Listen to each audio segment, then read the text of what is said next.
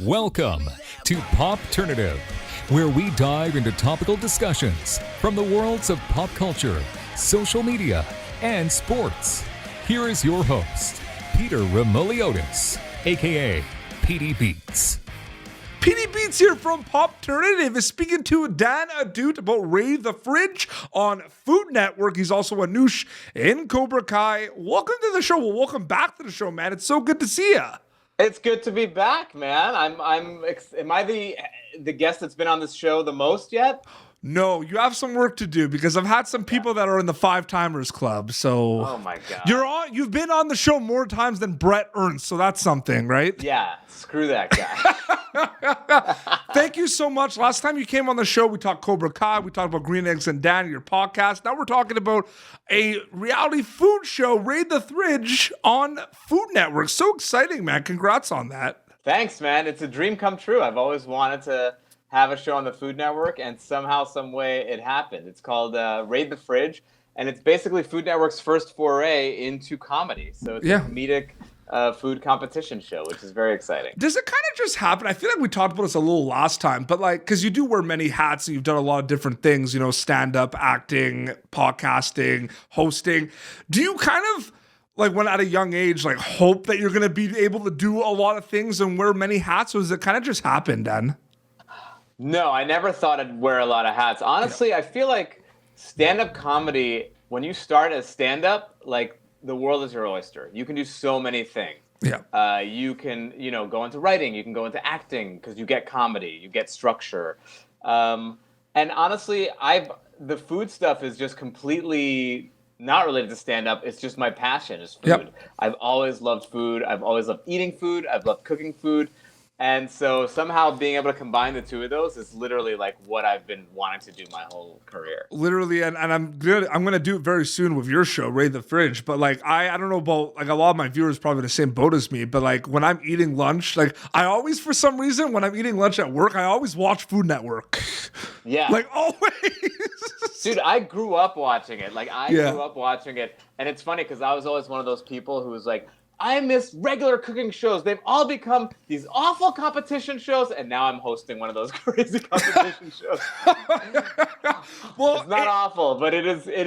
Here's the thing, though. The reason why it's different from other competition shows is that it's not like super serious. Like I feel like every competition show on TV, like they take themselves way too seriously. It's like, dude, you're not curing cancer. You're curing salmon. Yes. Relax. Everyone, take a breath. So this is like more of a comedic vibe, and it's like a fun. Well, remember one of my favorite Cutthroat Kitchen? Remember that one?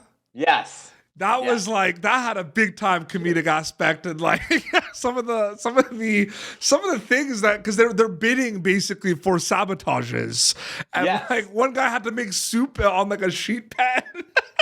Dude, it's like, when is any of this realistic in the world? Like, when would any of this actually happen?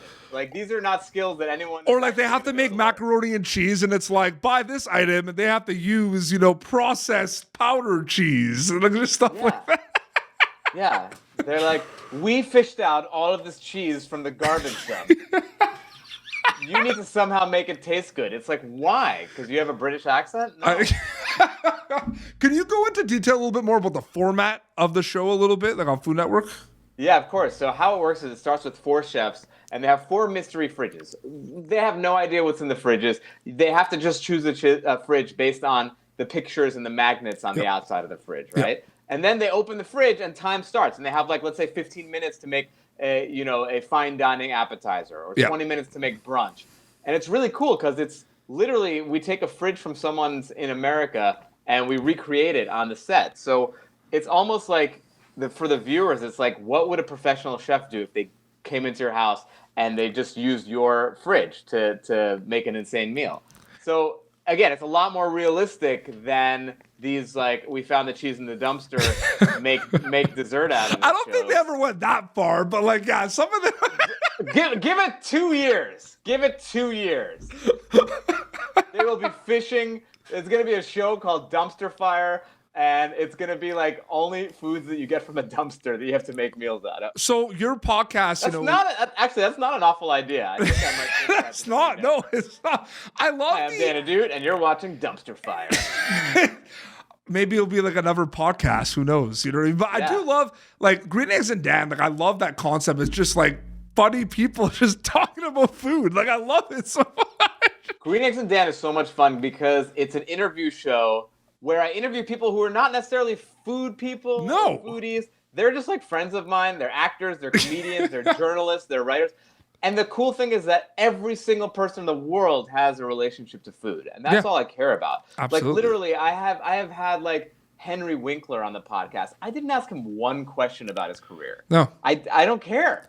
I just care about what it's like for him to go to a restaurant. But it's interesting. It's interesting you say that because I kind of, when I'm booking, like I'm my own like booking agent for my show, right? Like I'm emailing all the reps and everything. And I always think of that. I'm like, let me pitch and propose like an idea of having your client on my show. But like, they're going to talk about their show on like thousands of interviews and TV. Let's talk about something they like. Let's just talk about hockey or sports. Yeah. Like I know he's a big fan of this or like pro wrestling. Like that's interesting. I like that a lot. You're so Canadian that you're like, let's talk about hockey. That was the first thing that came to mind because it worked. There was an email I sent and I'm like, he's doing a lot of interviews about his show. Let's talk. I know he's a big like LA Kings fan. Let's talk hockey. And it worked. So I have to plug that.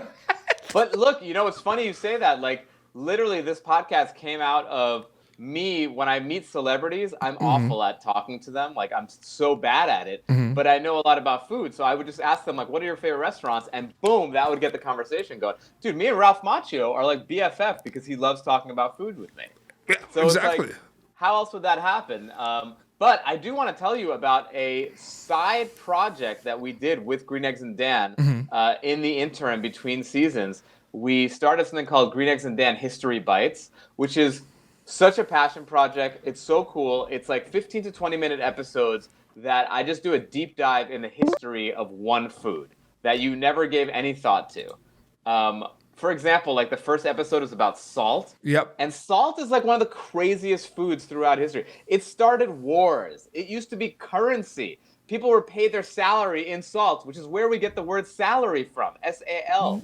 Whoa. Okay, interesting. Yes. Like all these mind-blowing things. But I love that, man. And let's be honest, we talked about this before. There's so many podcasts, so many things. You kind of have to figure out ideas and concepts that aren't really as kind of like generic a little bit, right? Like you have to kind of go outside the box. I feel like you have to though, Dan, in the podcast. Well, yes, you do. But if it's not an actual passion of yours, that's not going to work. You know what I mean? Yeah. No, for sure. You can't just be like, well, no one has a podcast about gardening in your underwear. I'm going to do that. Cheese from the dumpster. Dumpster cheese. Dumpster cheese. If you're not actually passionate about cheese from the dumpster, people will hear it. They hear your passion. Is it you sound so passionate. You sound like you really love what you're doing right now. I love it, but it's also exciting because we're talking about your hosting show on Food Network. Like, if we're not excited about it, what the hell are we doing here? Hey, man, let me tell you something. Some people aren't as excited about it. My mom, who always wanted me to be a doctor, I swear to God, my mom's reaction when I called her up, so proud. I got my dream job. I was like, Mom, you're not going to believe it. I finally got a show on the Food Great. Network. When are you coming home for dinner? No, it was worse than that. She goes, oh, wow, that's so cute. That's so cute? My dream come true is cute? I was just on the press day for the new. I was just on the press day for the new Fraggle Rock show on Apple TV Plus, and I just interviewed puppets. So that was pretty cute, I guess. That's very cute. That sounds like a nightmare for me, which is why I can't do your job, which is why your show is your show. Do things kind of, I'm going to tie this into a question because I want to pick your brain on some of this stuff. I mean, have you noticed also, whether it's like TV or podcast, like going with the flow, like things change naturally. Like I remember when I started Popternative in 2015, it was like solely podcast, and it was like me talking to 3 or 4 guests. Now Popternative, in many regards, it's still a podcast because I put them on Spotify and Apple Podcasts, like the audio only versions. But it's like a full media outlet now. Are you used to how some ideas over time or some gigs like will just change and it's out beyond your control sometimes? It just kind of happens? Because I find that's an interesting thing in your entertainment realm as well. Yeah, 100%. I'm a very big fan of beta testing ideas and just putting them out there and seeing if they work or not. Yeah. And most of them don't work. But the ones that work well. Yep. And a lot of times the ones that work are the ones that everyone tells you are not going to work. Yeah. Like, for example, I mean, the food podcast idea, I went and pitched that out to 8 podcast networks and they all said no. They were like, there's no market for food and comedy. And I was like, I think there is, guys. And I finally found a podcast network that wanted to take a shot on it. And within 3 months, we became the #1 food podcast in America. Amazing. So, like, Congrats. honestly, you have to just keep trying all those different weird things, and eventually they're going to hit. And I also, like, don't really care about other people's opinions as much because we know. I feel like we know in our gut when we have a good idea. Like, we feel it. You get choked up. Yep. You might get a little teary-eyed, like, oh, this is good. And I just feel like no one else can tell you that. Yeah, no, I agree with you 100%. No, and I'm so happy for you. And I love, because I'm kind of the same way. I love that you do a lot of things and wear many hats. And I feel like, I don't know about you, but there have been people too that are like, no, you should just do one thing. And like, I always want to do a lot of different things. Like that was kind of my thing too, growing up. You know what I mean? I mean, 100%. I can do that thing where you tap on your chest and no, I'm not even doing it. Where you rub on your you rub your stomach and tap. Forget it. But yes, I think I read one of these like self-help books a while ago, and this guy said something that really affected me, which was, if you want to be the best at one thing, it's almost impossible. Yeah. But if you are really, really good at 2 things, your chances of success are like infinitely better. Yeah. So I realized, I was like, look, I'm probably not going to be the best comedian in the world. Yeah. And I'm probably not the biggest foodie in the world, but I might be the best comedian who knows about food.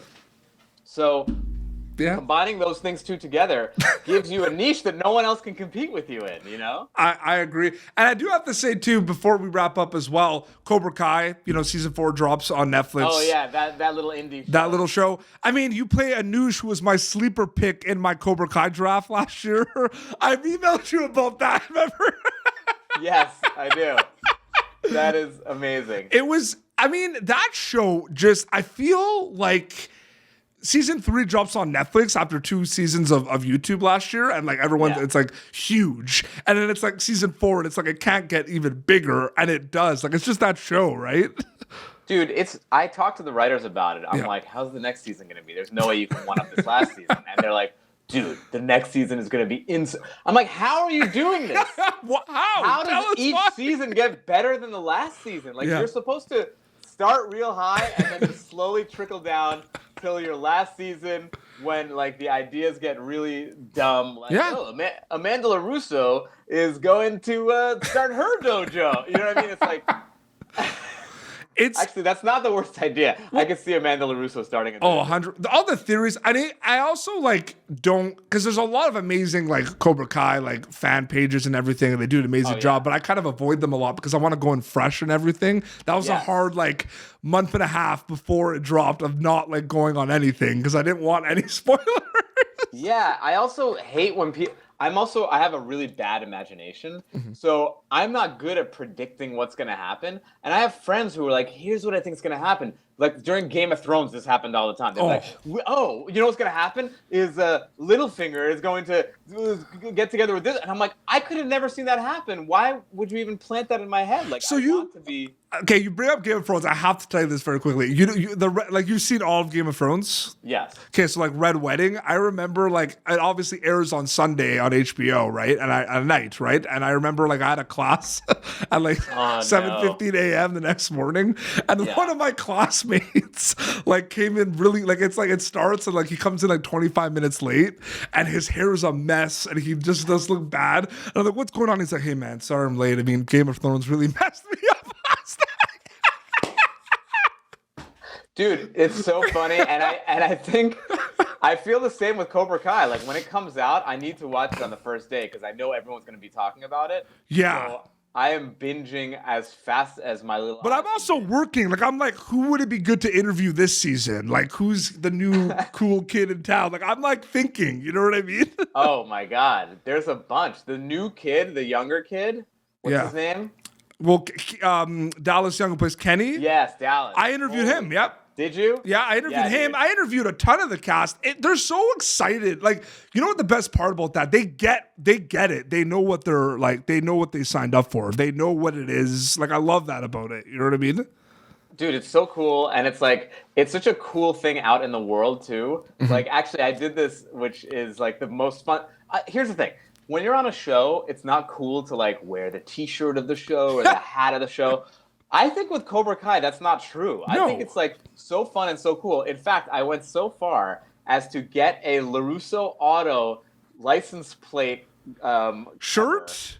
No, on my car. I actually have a LaRusso. Because I've seen the shirts with the LaRusso Auto logo. I've seen people rocking those. Dude, my car literally has one of those. So I'm like driving as the employee of LaRusso Auto with my LaRusso Auto car. Amazing. No, that is so great, man. No, it's so good. Cobra Kai is amazing. It is like one of my favorite shows. Like, I'm also like a huge fan of it. Like, I do the interviews and everything, but it's so great. Dan, same, dude. Same. Yeah, I would watch it. Like, even if I wasn't on it, I'd be watching it religiously. It's so great, but you are on it. You were Anoush, and that's awesome. And Anoush was a big part of season 3 because LaRusso Auto would not be around if it wasn't for Anoush. You broke that news. Dan, you broke that news. Dan, thank you so much for coming back on the show. So good chatting with you, man. Seriously. Thank you, bro. And I want to be on this 5 times, okay? So you got to keep having me on. Absolutely. Yeah, so can you plug away quickly? Plug away, on Food Network, Raid the Fridge, and plug away. Please watch Food Network. It's called Raid the Fridge, and it's on Tuesdays on the Food Network. And also listen to my podcast, Green Eggs and Dan, anywhere you listen to podcasts. My Instagram, my Twitter, it's all at StandUpDan. Yep, absolutely. Seriously, that's awesome. We'll put it all in the description for you. This has been Popternative, youtube.com/Popternative for previous episodes. Until next time, this is Dan Ahdoot and PD Beats signing off. Thank you for tuning in to Popternative. Make sure to check out our past episodes of Popternative on YouTube. Be sure to like Popternative on Facebook and follow us on Twitter. This has been an Autograph Communications production.